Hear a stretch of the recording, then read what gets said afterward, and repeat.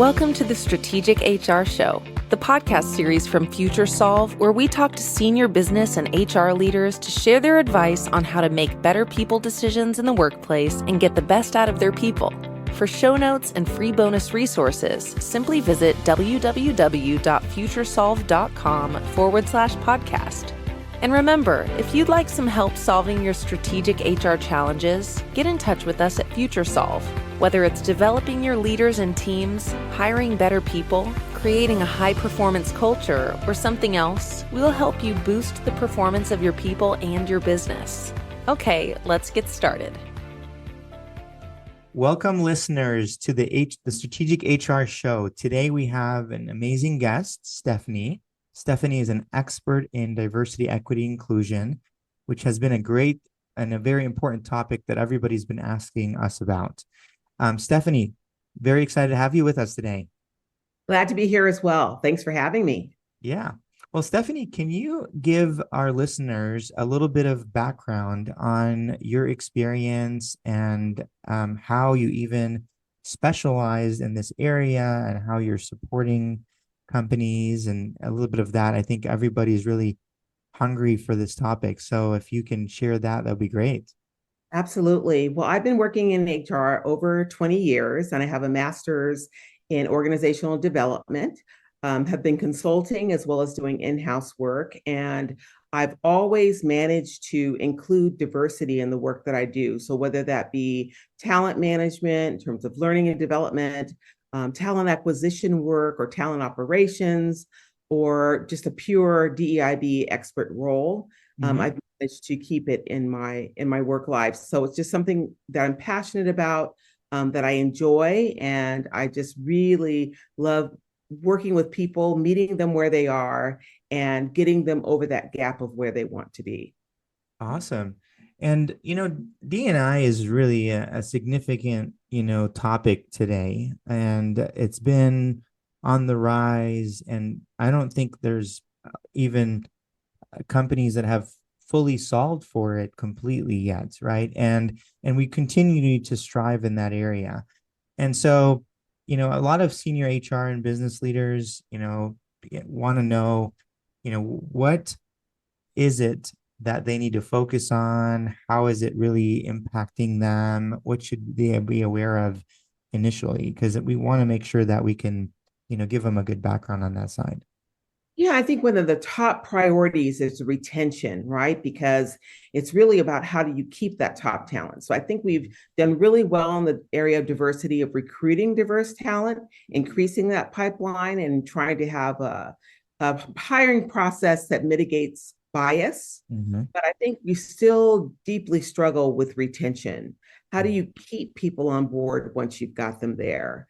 And looking at processes and ways of doing that. And I think initially it's really getting a pulse on your organization. What are your metrics from a quantitative standpoint, but also a qualitative standpoint? How do people feel about working with your company? And also looking at your leadership in terms of where people are, whether they be people of color or underrepresented groups. Where do people work within your organization as well? And what do you have around progression and learning and succession and promotion? And what does that look and feel like within your organization to ensure that not only did you find this great, wonderful talent that it took you extra effort to find, but how do you keep them and keep them on and keep them happy? Yeah. And Stephanie, not only that, but, we hear, keeping them is one thing, growing them and letting them promote and even become leaders in the company is a whole another thing. And so, measuring that and seeing impact and seeing how that is rippling out to the company is important. One of the questions I have is, a lot of business leaders want to know like where to start or where to even know if their company is doing well in that area or not and how to address it. Do you have any advice on like how to even, get a feel of where they stand and beginning that work? Absolutely. I think for me, I do have a philosophy around this work, and it's really no blame, no shame. right? So you meet people where they are and help them to progress to where they want to go, whether that be allyship or advocacy or activism. What does that look and feel like within your organization? But I do have an approach I call the playbook, which is really looking initially at your pulse, your assessment of your organization. Again, where do people work? What roles do they have? Are they individual contributors? Are they leadership, senior leadership, executives? Are they on your board? Where are people? What do they do for your organization? So what do those numbers look like? That quantitative factual information. Again, looking at the qualitative information in terms of your employee engagement. If you have surveys, do they have any DEI components in those surveys? And how do people feel about the work that's happening that you're doing so far? So one is just really getting a pulse. Second, I would say looking at once you get that information and you know what your target areas of improvement can be, looking at what is your strategy to get there and what does that implementation look like and who's going to do it? Because usually the DEIB department isn't necessarily large. And so it's usually going to be something that is looked at as a company goal in terms of doing better. So is that working with your ERG leaders? Is that working with your legal department? If it's product diversity, is it sales? Really looking at who's going to implement that work. The next would be looking at metrics. The work, have you done it? Is it improving? Are you doing better? Are you doing worse? And the accountability as well for those metrics. So, and it could be very much performance-based or company-based, but looking at your specific organization and figuring out what's the best way to approach this work. There's not one template.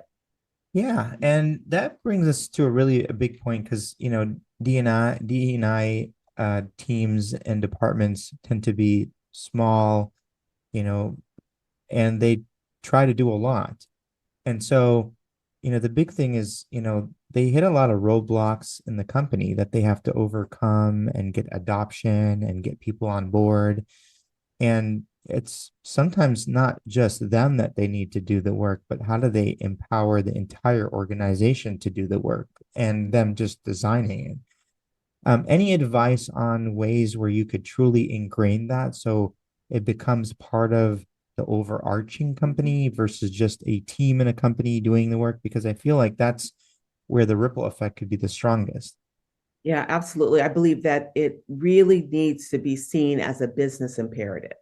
It needs to align with business in terms of what your company goals are around diversity. It is the right thing to do. We know that from a moral standard, that it's the right thing to do. But in order for it to work in a credible, valid way within business, it's important to align with the business goals. So what are those and how does DEI fit into that implementation of working on those things? So whether it be working on a product diversity task force where you're starting to look at design in diversity and what does that look like when you're creating product and who is that audience that you're creating it for and who should it include and what revenue are you leaving on the table when you don't, when you're not inclusive of different audiences, right? So it has been definitely documented that having a diverse workforce creates more revenue, more productivity, a happier employee base. And people can really bring themselves to work. They can be authentic, they can be transparent, and they can therefore be even more productive. So there's internal and external reasons as to why this is true to business imperative. And it should be important just as any other business imperative or goal that you might have. Yeah, and that's deep, Stephanie. I mean, I feel like if you can build a true business alignment, to true business impact and show that, then you can get a lot of buy-in all the way to the top. I mean, it's new markets, new revenues, even better products, more creative products, innovation. There's all kinds of things that truly can create a major impact that if left on the table, could impact business. And once you tie that to what that looks like for the business, then you could get some significant buy-in. But one of the things is to get the seat at the table and have that conversation is you need to align to the business needs and make sure it's directly tying to that, which I 100% agree with. Um, so as far as, advice on, building a business case or having a seat at the table, if you are a D&I leader or somebody that's getting into that, new now in the career wise, what kind of advice would you give them? I mean, if I'm an HR person that's trying to embark on this, initiative now, what are things that you could, just maybe give them from your advice? So, from a company standpoint, really gathering your data, right? Your data, your facts don't lie, your information is incredibly important. It will show you which way you're leaning, it'll show you where you're doing well. It'll also show you where you're being challenged, right? So the facts don't lie, the numbers don't lie, and they can really help you build some credibility in terms of the work that you're doing. If you're looking at it from an educational standpoint where you're interested in doing this work, but you don't necessarily have the experience, there are lots of programs out there that offer a diversity certificate that will really get you aligned with what this work is all about and also ensures that you're current and relevant. The work is always changing, it's always evolving. You never learn everything. You want to be a continuous learner and be open to that because, as I said, it's always moving. It doesn't stay the same.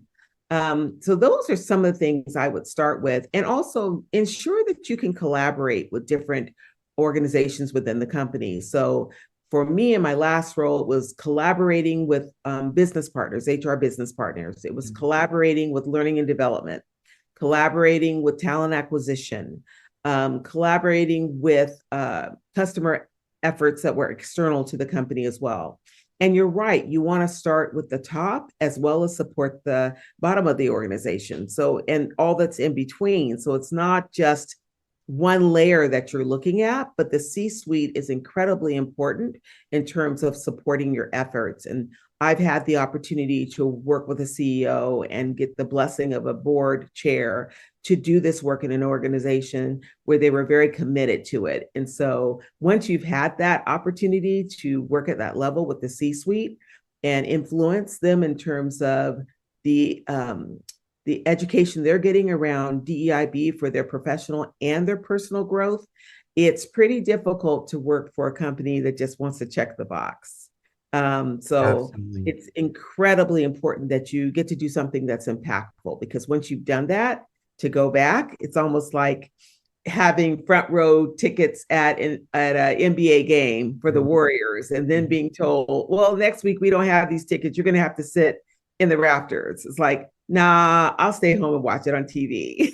Yeah, yeah. So once you've had that front row experience, that's what you want to do again. It's very, very important.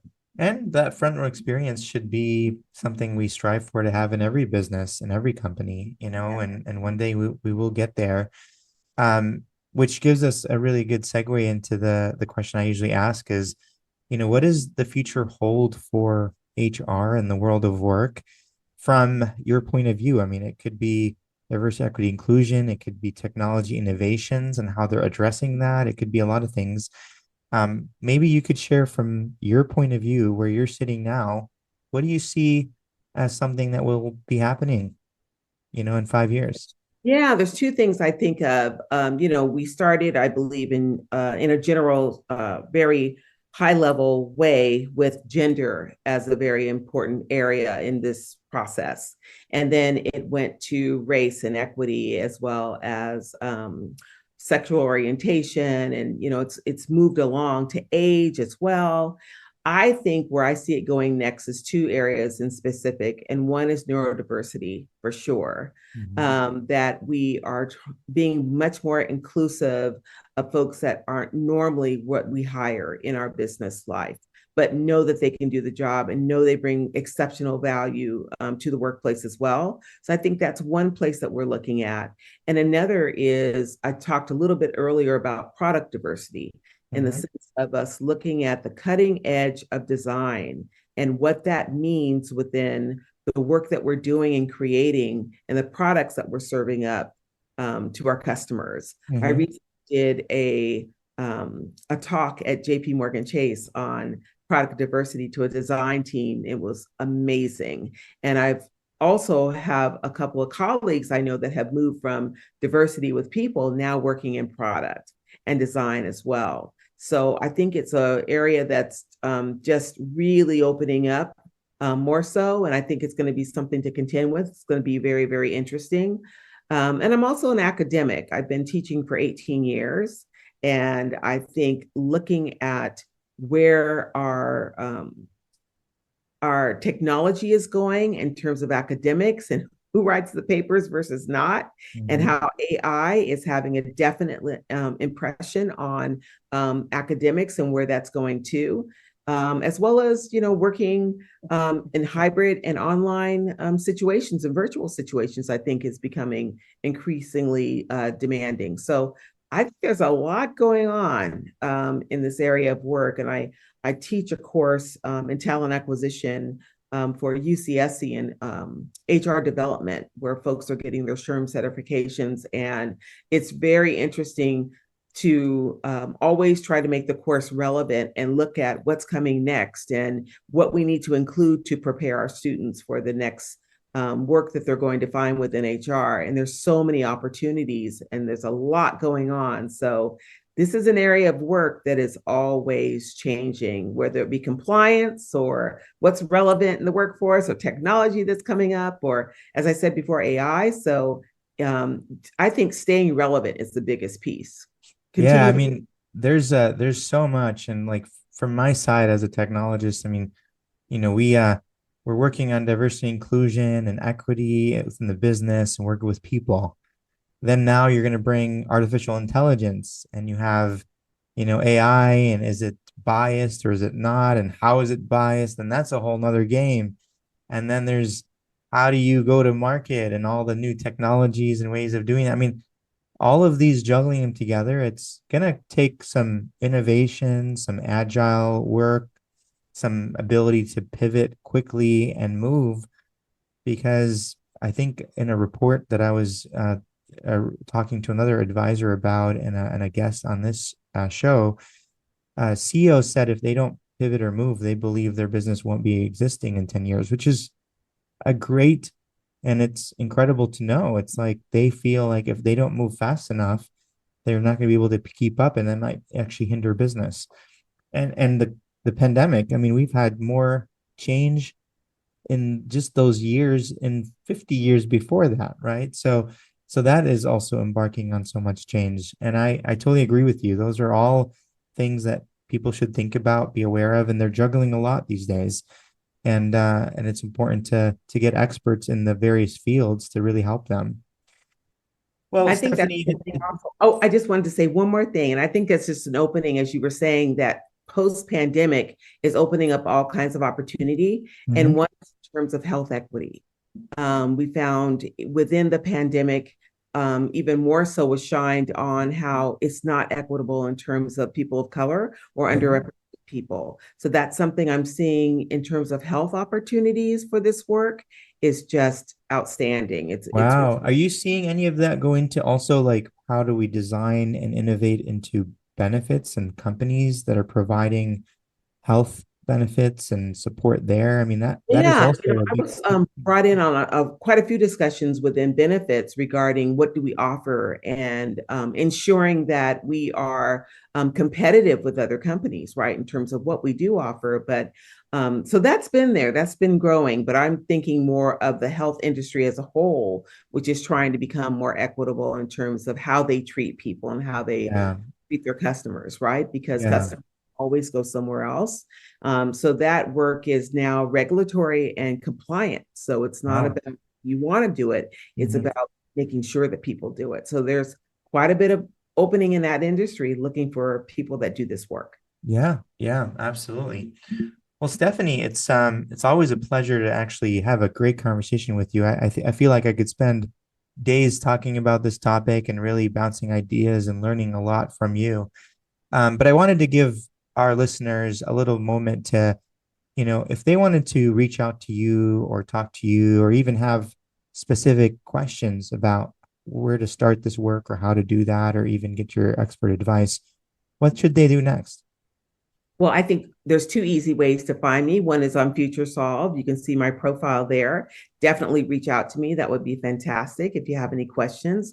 And the other is LinkedIn as well. You can definitely reach out to me there, and you can find my profile, basically Stephanie Wemusa, and would love the questions and be willing to respond. Awesome. Well, Stephanie, thank you so much for being on our show. Really enjoyed it. I hope our listeners enjoyed as well, and they have a lot of questions that come your way.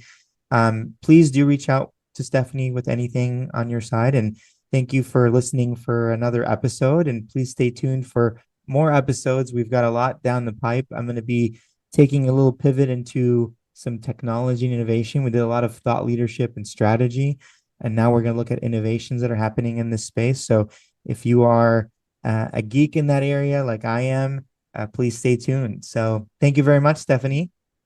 Thanks for having me. Enjoyed the time.